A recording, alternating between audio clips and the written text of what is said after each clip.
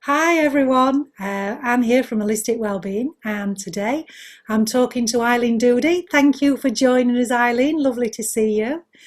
Eileen's one of the fabulous therapists that we're lucky to have here at Holistic Wellbeing, and just to give you a little background on Eileen.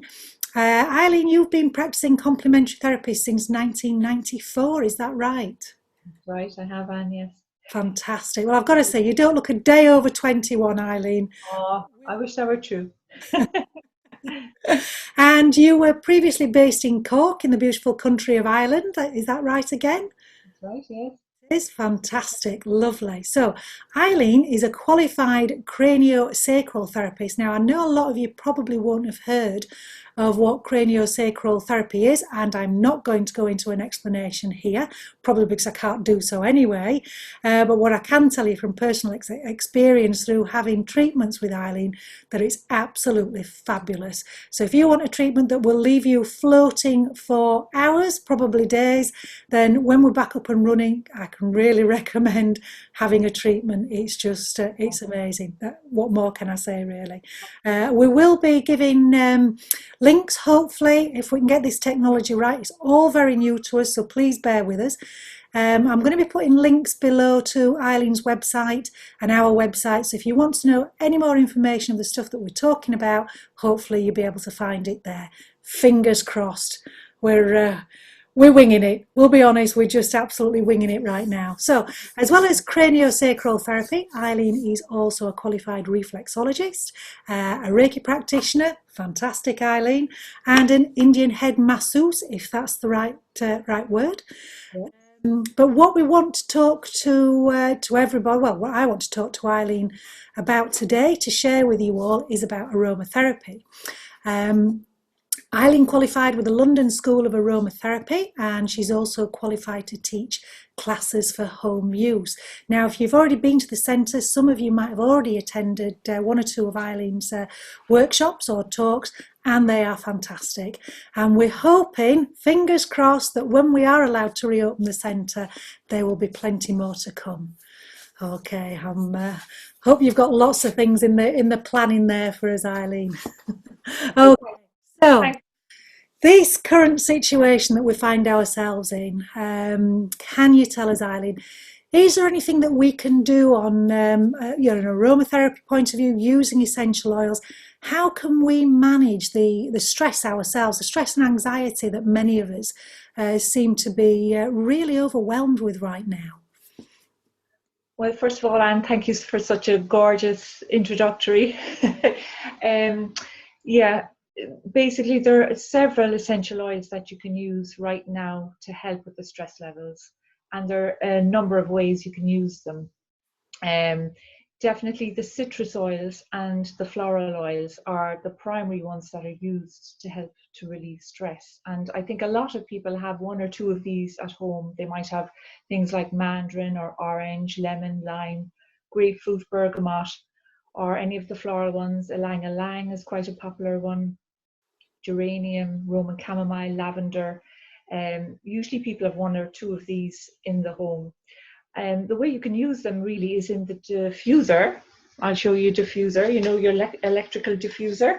Yeah. You put the oils in with the water and you plug it in and you diffuse it. Or if you have an old fashioned, well, they're considered old fashioned now, burner that you put the night light in with your water, you put the oils in on top. That's though either of those are quite good to have them going in the background. Um, Again, using a blend of the oils is quite good. The citrus with the florals works quite well. Um, Also, I would say the tree oils. So the tree oils would be pine, cedar, juniper berry, sandalwood. They're all quite good to really help relieve stress. And again, a blend of oils is always better than one on its own. So having the burner going in the background is really good. There are certain oils you wouldn't use at night, you know, because they'd be too stimulating. Yeah. So with regards to stress, there's a lot you can do in the background, we could say. You could also wear the oils in the end of your hair. You know, if you find that you're becoming very anxious about things, it's quite good to actually put a drop of an essential oil on your hair so that you're getting the effects of that on and off throughout the day. So a floral oil would be quite good there. If you're using the citrus oils, just be careful that they don't get on your skin, because if you're very sensitive, your skin could react. Or if you go out into the sun, we're having lovely weather right now, your skin could burn Of because they're course. photosynthesizing, you know. Yes, of course. And it's just reminded me, actually, we've got some brilliant aromatherapy necklaces as well that we stock. Of course, you can buy them anywhere as well. And that means that we can use the essential oils on a little pad, and there's some beautiful designs. So we get the scent of the oils without it going in our skin. So I suppose in that, am I right in saying, Eileen, we could use things like bergamot that is known to, well, we should avoid the sunlight with them. Yes. Wear something like that in there and get the effects of that. Yes, well, a marvelous way. With no hair, unless you put it in his beard. But well, that's a great tip. I've not heard of that before. That's brilliant. Yeah. So yeah, I mean, there are good ways. Yeah, the necklaces would be good, or even on a tissue. On Yeah. a tissue that you sniff up from the tissue several times a day is quite good. I mean, how the oils work is that when you inhale them, they trigger cilia, little hairs at the back of your nose, which send messages up to your brain, which go right into your limbic system, and they totally calm your nervous system down. So that's exactly how the essential oils work. I mean, people say they're a lovely scent, but they're actually they're causing electrical messages up into the brain, triggering effects in the brain that have a whole physiological effect on our body. So they're quite deep. They work on quite a deep level. They're not just a nice scent to have around the house, you know. No, that's fantastic. It's just made me think there, Eileen. Is there something you would recommend that we could perhaps put on our pillows or on a tissue near our pillows, just to help anybody who's struggling to sleep right now? Lavender essential oil works quite well for that. The only thing with lavender is that sometimes people don't like the smell of it, or people with allergies particularly don't enjoy the smell of lavender. Okay. And if you suffer with low blood pressure, it'll lower your blood pressure even more. But it is a really good one for sleep. However, having said all of that, there are other oils that are good for sleep. Mandarin is very good. Yeah. Bergamot has been known to be helpful as well. So any of those would help for sleep. And would you use those just on their own, Eileen, or would you use them in a blend? What would you recommend? If you're going to use on the pillow, I'd be inclined to just use one on its own in that case. The other thing you could do would be to try a foot bath at night. You know, the old-fashioned foot baths. Yeah. To try that at night with some Epsom salts and some essential oil in it. I mean, you could use the lavender and the mandarin together in that case. That really does have a very good calming effect on the whole system, and it does really help you to unwind before going to bed. So that's something else you could try. But if you were using the oils on the pillow, I would recommend just one. Okay, that's great. So what we need to do is we need to get out the washing up bowls. Yeah. Maybe if you've got a foot spa hidden away in the attic somewhere, I think we might have. Yeah. That's brilliant. Now, you'll have to forgive me, Eileen, because my memory's pretty poor these days, but you have written some fantastic blogs for us that we've got on our website, haven't you, with some essential oils recipes on there. I'm just trying to think off the top of my head whether there's any on there for stress relief, but if there isn't, maybe you would be good enough to perhaps do 2 or 3 blends or something like that that we could upload as a blog, so that people have watched our little chat today, maybe they can go on and just have something to refer to if they're wanting to buy some essential oils or refer to what they've already got in their cupboard. Yes, I'd be quite happy to do that. That's easy enough to do, to put together. There is on one of the newsletter on the blogs, actually, there is an article about essential oils for the immune system. Ah, very good. Yeah. So that might be worth looking at this particular time that we're going through. Is there anything you could tell us a little bit about that, as how we can help support our immune systems at this time? Well, obviously, I'm not a nutritionist by any means, but and we probably all know we should be taking vitamin C and vitamin D as long as we don't have excessive vitamin D at this time in our system. It's quite a good thing to be taking. A supplement of zinc is quite good as well. Obviously, making sure that you get outdoors, that's very important because it boosts your immune system. But with regards to essential oils, there are essential oils which help to bolster the immune system. And there are essential oils which are categorized as antiviral. Now, this particular virus that's we're dealing with at the moment is quite a new one to the human system. So the essential oils can help boost your immune system with regards to it. There are certain things you can do. So, for example, I don't know how far you would like me to go on this one. And I think what we can do, Eileen, is we maybe be able to do a mini series of them, perhaps if people would like us to do that. I know I'm more than happy, and I'm sure you'll be more than happy. So if we do this one as a little introductory, maybe, and then let's see what people want, and we can be open to requests, can't we? definitely, definitely.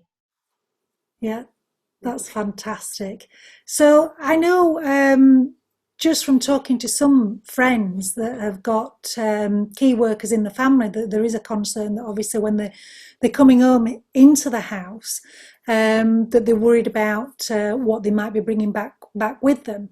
I know you've already mentioned that this virus is brand new, so really it's an unknown quantity right now.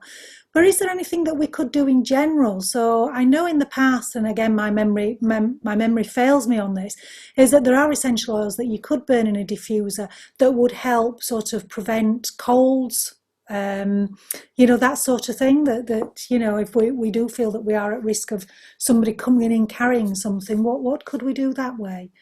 Okay, so what you're referring to there probably, Anne, is the Eucalyptus globulus. When you burn that, it actually helps. It's said to help kill airborne viruses.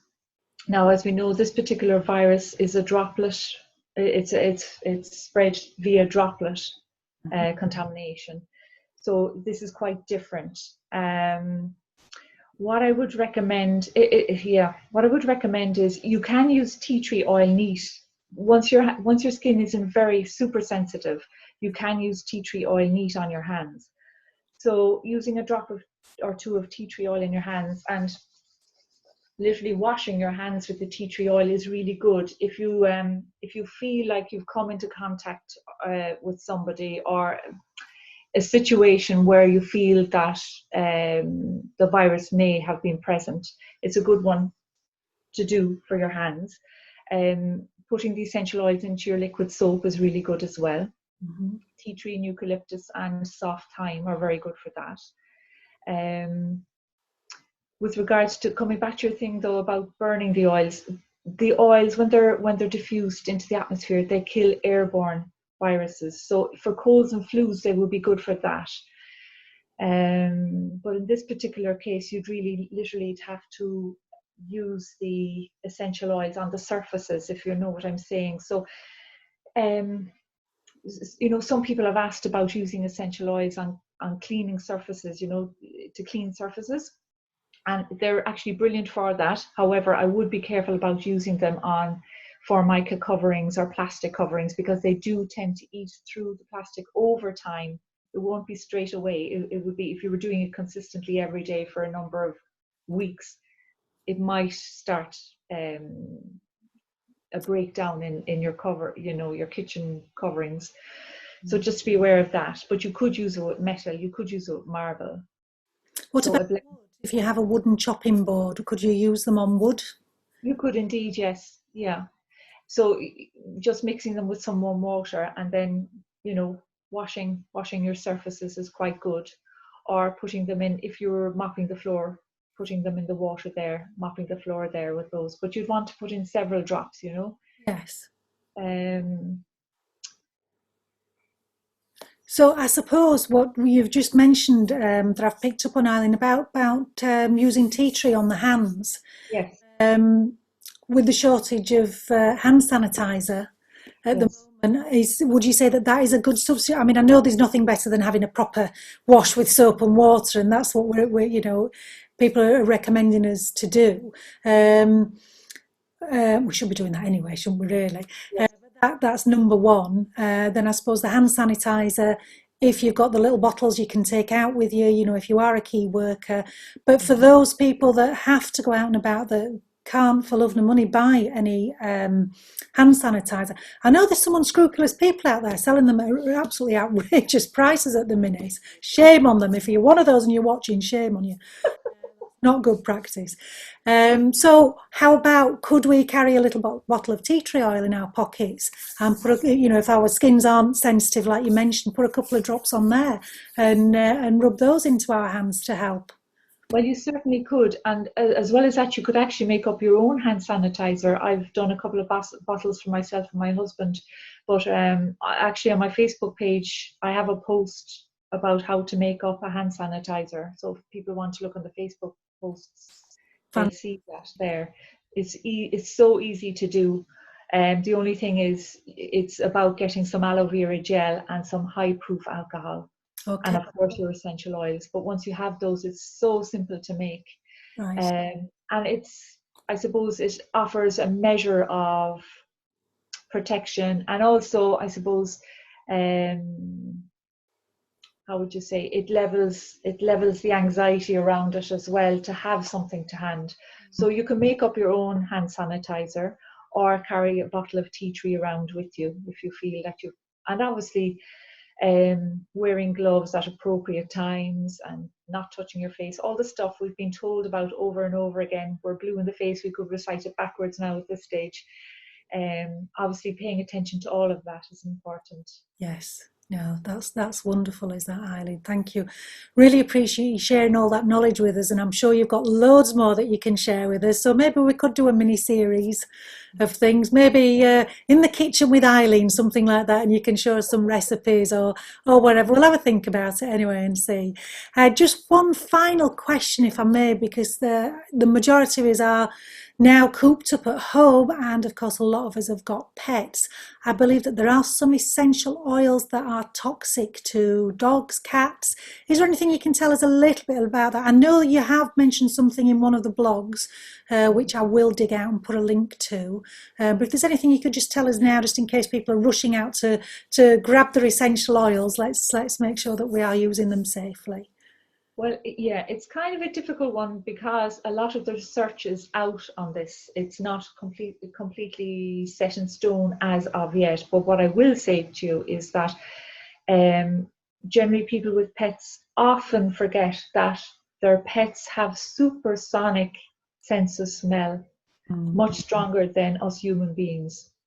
So anything we use in the house, they will be smelling it 10 times, 100 times stronger than we would, well, 50 times stronger than we would. So to bear that in mind. The other thing is, I have known people to use essential oils with animals with no problem, in that they would use the essential oils to wash down their beds, or to, in some cases, even to deflea them, and they've had no adverse reaction. However, I would put a question around it, because some dogs, some cats, are highly sensitive and would react to essential oils. There was a case of somebody, which I put on the Facebook page. She was burning. She went to work and she left her diffuser on all day. I'm sure it didn't last all day, because they only lasted a number of hours. But she was burning tea tree, and when she came back, the dog was in a serious state and she had to rush him to the vet. But I mean, the thing is, it all depends on how much of an essential oil you're using and how close the animal is to it. I mean, if you're burning an essential oil in the kitchen and your animal is in the front room, there's little to no issue there. But if you have a pet lying right next to your diffuser, that's not good practice. Okay. So it's a bit like, just, it's sometimes we're not aware of something until it's pointed out. So it's really a bit about common sense. Just don't use high dilutions of essential oils around pets. Personally, I'm an aromatherapist, and our code of ethics, we're not allowed to use essential oils on animals, and we're not allowed to recommend people to use essential oils on animals. So that'll give you an indication of, it's only a vet is allowed to use anything with an animal, even if it's your own animal, believe it or not. So yeah, so just to be cautious about that they can smell things a lot stronger than we can. So So maybe then it could be preferable for people to use things on themselves rather than diffuse into the room if, you know, the cat, or well, I suppose you won't know if they're highly sensitive really, will you? They're like us humans. We don't know until we try, but we certainly don't want to put any animal at risk. no, we definitely don't. And we don't want to be burning something every single day and having our cat or our dog in the same room. So just to be aware of that, you know, low dilutions, like the diffuser will take about 6 to 8 drops. So just to be aware of that, keep it away from your pet. You can obviously, as I said, wear it on your hair, use it on a tissue. You can massage it, sorry, you can blend it into lotions and creams to use on your body, or vegetable oils to use on your body if you wanted to wear them, or use it in your bath. Yes. Just to be very cautious around animals. Be Yeah, respectful, basically. Be respectful. absolutely. And And the same with babies, actually. The same with babies. I wouldn't be constantly using a diffuser around a baby, you know. Just to be yes. Yes, yeah, it's a really valid point, that, Eileen, and I suppose it's something that, you know, the average layperson wouldn't particularly think about. Uh, respectful. you've already mentioned just how powerful essential oils are. You know, a lot of us that aren't into the know, what you mentioned earlier, we just think, oh, this is a really nice smell. You know, we don't understand just how in depth, you know, and just what these essential oils can, well, they just have such a wonderful effect. But we've also, like you said, we've got to treat them with respect. And I would just like to say as well to anybody who's watching, if you do have any concerns over your own health or obviously over your animal's health, then you really must contact the relevant professional, either your GP, obviously for you, or your veterinary surgeon for your animals. Complementary therapies are excellent, but you know, they can work hand in hand with other treatments, but we really must put the medical profession first, and just make sure that what we're doing is safe for ourselves and for our pets as well. Okay. So, unless have you anything else to add for us, Eileen? Not today, but if people have questions on anything to do with essential oils, please feel free to contact me, you know, on my Facebook page. For your Facebook page, am I right? It's Eileen Doody Therapies. That's right, Anne. Yes. Again, as I keep mentioning, we're very new to this technology. So what I'm going to attempt to do is put links, so I can link Eileen's Facebook page as well as a website and contact details. So hopefully we're going to cover all sorts of ways and means of keeping in touch. So I'd just like to say a massive thank you, Eileen, for sharing your knowledge and wisdom with us this afternoon. Hopefully we're going to see you soon, not only on here, but it will be wonderful to say we can see you soon in the flesh as well. I'd just like to say a big thank you to everybody who's been watching us. I'm hoping we might get a little bit more professional as we go on. We've not had too many. I don't think we've had any bloopers yet. Just watch now. Probably will do. So we hope to bring you lots more hints and tips on a variety of topics to help you know, keep us going, keep that support going for us mentally as well as physically. I'd also just like to mention as well is that if you found these free videos beneficial and you'd like to help us, or you're in a position to help us to continue helping you, if you would be good enough to consider sending us a donation, please, no matter how small, it really doesn't matter. And of course, you know, we understand that there are people out there just like us now who have no income coming in, so we understand that it's you know, it's completely up to the individual, but any donations that we do receive go towards the upkeep, the running costs of the centre, which of course are still occurring while we're sat here trying to think up new ideas and new ways of working. And I'm hoping again it's not going to be too long before we're able to throw those doors open once more and welcome you all back into the centre, because we are missing you without Yeah. shadow No doubt we are missing you. You can find the donations button on our homepage on www.holistic-wellbeing.co.uk, and again I'm going to put that in the link. So just remains for me to say a big thank you to everybody out there who's joined us from wherever you are.